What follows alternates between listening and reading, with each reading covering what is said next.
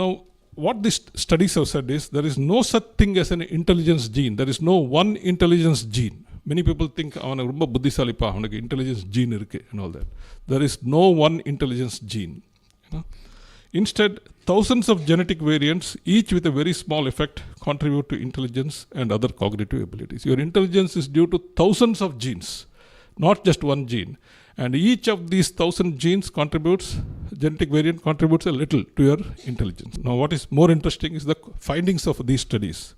First, intelligence is polygenic. Polygenic means caused by multiple genes and influenced by thousands of genetic variants, each with a very small effect. Second, environmental factors play a larger role than genetics in cognitive development. Most of these things we know, we have heard, but you should know which study actually said it first. There is no racial or group link to intelligence. All claims of inherent differences are scientifically unfounded. No one race or group is more intelligent than the other. Intelligence is malleable. It can be improved with suitable good nutrition when you are young, early schooling, good schooling. All this can improve your intelligence. This is a famous effect. You should know about it. The Flynn effect, discovered by James Flynn in 1984. What he found was there is a steady increase in IQ scores by about 3 points every decade in the 20th century, not just in USA but across the world. The rise in IQ scores is too rapid to be, as you know, genetic evolution is very slow.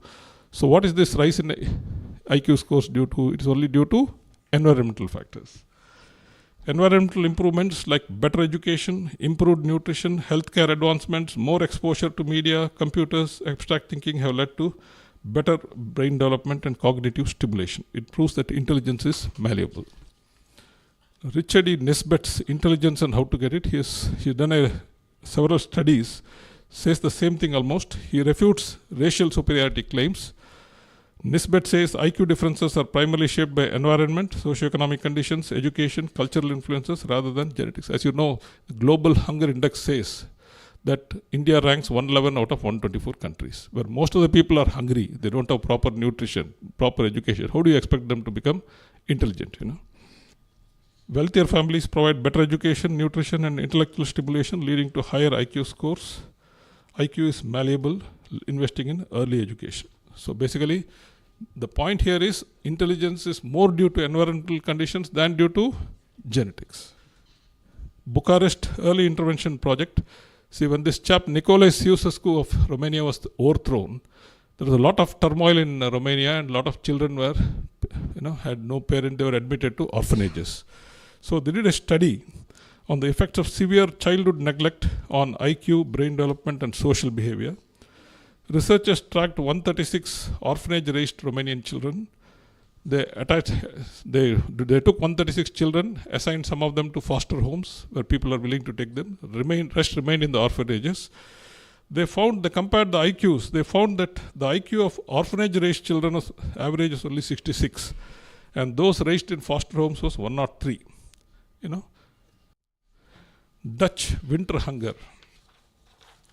So in 1944-45, Holland, Netherlands was under German occupation, and there was a severe hunger. Many people faced starvation. So this study did a unique experiment.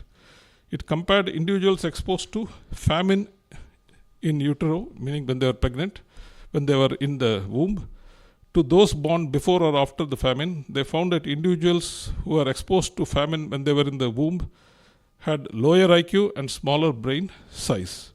All this shows that nutrition, all this is very important for intelligence. The poor people, the SCs, STs, OBCs, many of them may be poor. They may not have had good nutrition, during their mothers may not have had good nutrition during pregnancy. They may not have had good nutrition after birth and during their childhood. All these factors count for this.